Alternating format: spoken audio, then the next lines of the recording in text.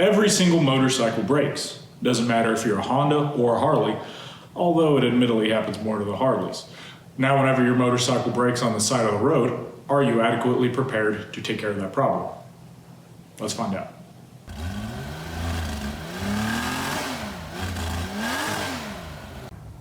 Now, whenever it comes to building a motorcycle toolkit, there's a few things to remember. The first, only carry tools that you're comfortable using. If you would rather die than have to plug a tire, then don't carry a tire plugging kit. Everything that I carry here, I'm adequately trained and adequately prepared to use if I have to, and I know how to use it. The next thing, only carry stuff that you're actually going to use. There's no point in carrying a feeler gauge because who's going to adjust the valves on the side of the road? Unless you're in India. Those guys do some impressive things on the side of the road. I'm also not going to carry a booster box. As nice as this is, all of my motorcycles are manual, so if the need be, I can pop the clutch. So something like this, even jumper cables, doesn't have a spot in my tool bag because it's a problem that I can fix without it. And that's kind of the premise on this motorcycle toolkit. Now, the third thing to remember when building a motorcycle toolkit, it needs to be tailored to your motorcycle specifically. If you got some extra room, you can carry some standard sockets and wrenches for the Harley owners, because they're gonna need it, and make sure that they're good, because it's gonna get used. But if you ride something like a Honda, Suzuki, all of my motorcycles are metrics, so as you can see, all of my tools here are metrics. And again, with making this tool set, you can go as big as you like or as little. I would recommend go ahead and getting all your tools together that you'd like to fit, and then buying the pouch. Because sometimes you might buy a small pouch and be limited by what you can carry. I really like this 4 pouch design because it allows me to fit all of this, and it rolls up into a nice compact bag that I can fit on any of my motorcycles and take with me wherever I go. The number one problem of emergency roadside repair for a motorcycle is a flat tire. So I've got a few things in my kit to address this. Specifically, if I get something in the tread part that can be repaired, I got me a simple tire plug kit. Now these just have the old tire plug strips along with some rubber cement, and it's done the job adequately. As you can see, it's been used once or twice. I myself have personally experienced this problem. With the stuff on this table, I can fix pretty much anything but a blowout. Unlike that guy who can.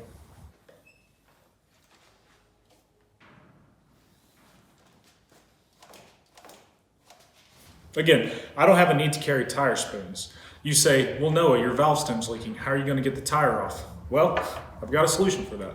The Colby valve. A Colby valve is meant to replace a leaking valve on your tire without taking the tire off of the rim. It's a pretty cool setup. The only downside is you do have to put part of the piece of the old valve inside the rim. It's an awesome tool. I have had a leaky valve before on my motorcycle's tire. And I ended up using a C-clamp and replacing it because I didn't have these. Shortly after, I found these, and I can say they work pretty freaking good if your motorcycle has enough room. Some motorcycle rims don't allow enough clearance to get one of these in, but if yours does, it's definitely worth checking out for a leaking tire valve. Now, yes, this is your grandpa's tire plug kit. It's got the old strips with the rubber cement. It's been a tried and true method of tire repair for a long time. These are pretty unpopular in the motorcycle community, but if you know how to use them and use them right, you can go hundreds of miles on them. One of my motorcycles still has one in it, and I put it about 1,000 miles ago. But again, this is an emergency repair. These are very easy to apply to a motorcycle without taking the wheel off, and it doesn't take up a lot of space in your toolkit. Plus, they're cheap. Well, you've got the tire plugged, but now you need an air source. An air compressor's not nearby, you're on the side of the road. What do? I've got the solution for you. And no, it's not one of those spark plug hoses that runs off the compression of your engine to fill the tire. Guys, it's 2024. We're in the future. Compressed CO2.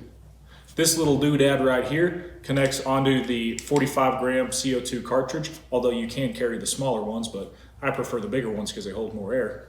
And this is a valve stem attachment for your motorcycle, and you screw this on, connect this, open this valve right here, and all of this pressure goes into your tire, filling it up. Can this thing really fill up a tire? Yes. This thing is under pressure to 8,100 PSI. Yeah, 8,100, and I have seen it get a rear GL1500 motorcycle tire up to 20 PSI from completely flat. Now sure, it was still a little bouncy, it was my dad riding it, not me, but it was enough that we were able to limp it to a gas station to fully fill the tire. And who knows, if you carry 2 or 3 of these like someone, it's probably going to be enough to fill your tire up all the way. I do keep Teflon tape in my bag. It doesn't take up a lot of space, and it is pretty useful for connections, leaking petcock, stuff like that. Bah humbug to that sorcery, says the old guy riding the Harley. That's too much technology, it's not for me. I've got a solution. A long hose with 2 air chucks. Now the way I set this up is it has 2 air chucks and one of them does lock. So that way if you need to steal air from your back tire to your front tire, you can do it with this setup with one person. A good thing about having these 2 air chucks is one time I rolled up to a gas station that only had the long stem air chuck that wouldn't fit in my rim. I was able to take this off, turn off the hose, connect this, and I was able to fill my motorcycle tire. And I had Teflon tape, so I did replace the connection.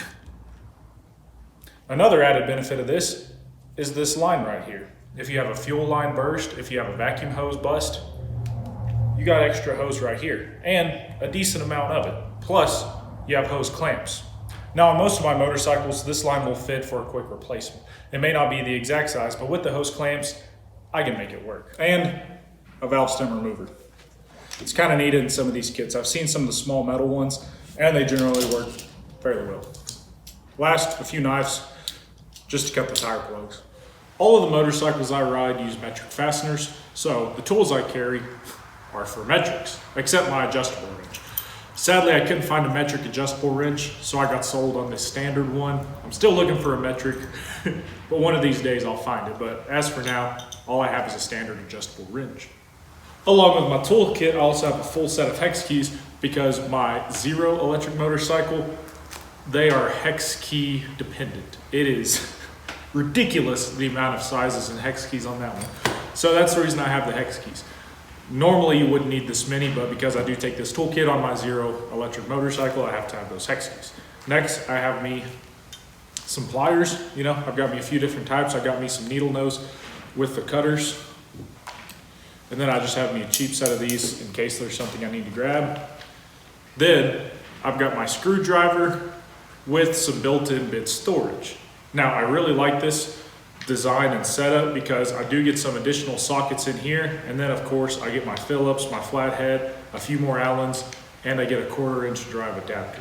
So I really like this. I actually got this one from Dollar Tree, believe it or not, but it's a lot of compact tools inside of a little space. So this is actually one of my favorite screwdrivers. And plus I can replace the bits with, you know, good JIS bits. Next up on my list is a ratchet, and I carry a 1/4 inch adapter.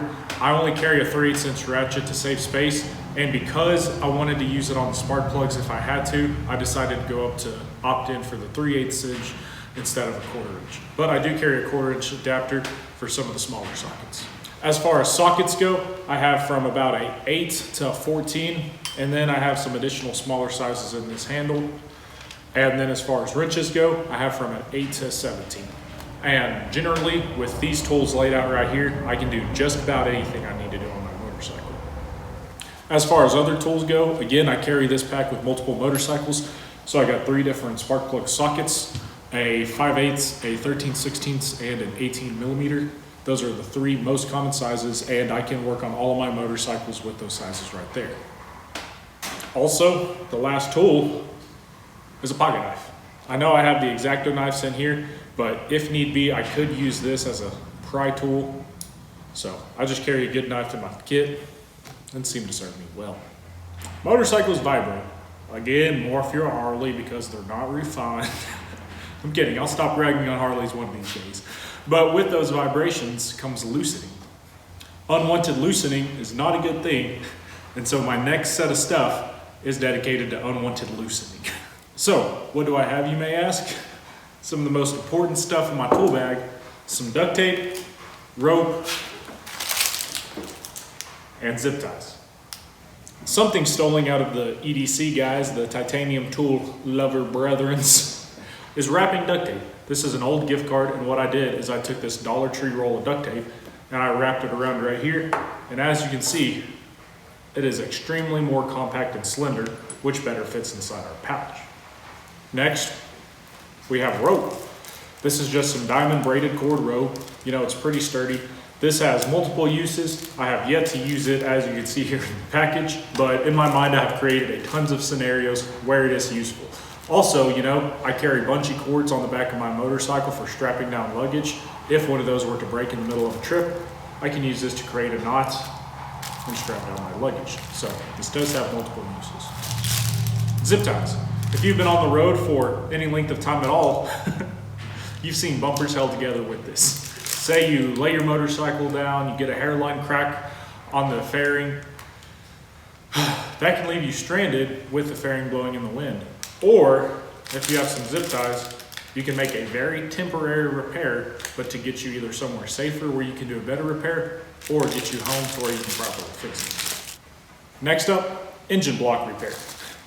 And for that, we got JB Quick Weld.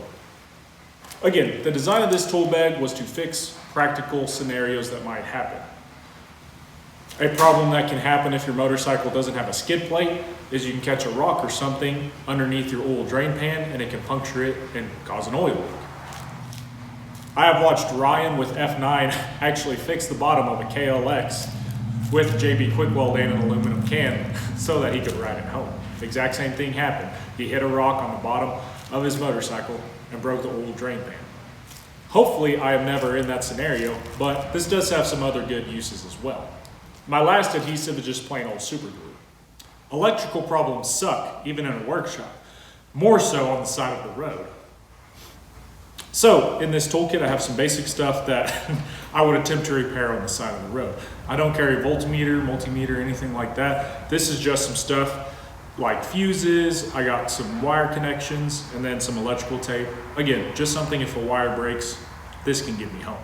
But as far as other tools, I have electrical tape. In this bag, I have extra wire and I have some quick connections that actually use heat from a lighter that we got in here to actually solder a connection quickly that is waterproof. I love these quick connectors. I can't say enough about them. I would love to make a whole video on them, but this is a really quick way without having a crimp tool, and it makes a strong connection. A blown fuse sucks, especially more so when you don't have an extra fuse and you have to steal someone's horn fuse. But here I have the mini blade fuses and I have the standard fuses. Again, a few of each size, just in case I have a fuse emergency on the side of the road, I can't fix it. Also, I ride old motorcycles, so I do have some of the old glass style ones as well, mostly for the Goldwings. Last but not least is my miscellaneous category. Here, I have a Sharpie for marking. I have some rubber O-rings, which can be handy on the side of the road in emergency. And I have some metric fasteners. Again, all the motorcycles I ride are metric, so no reason to carry standard fasteners.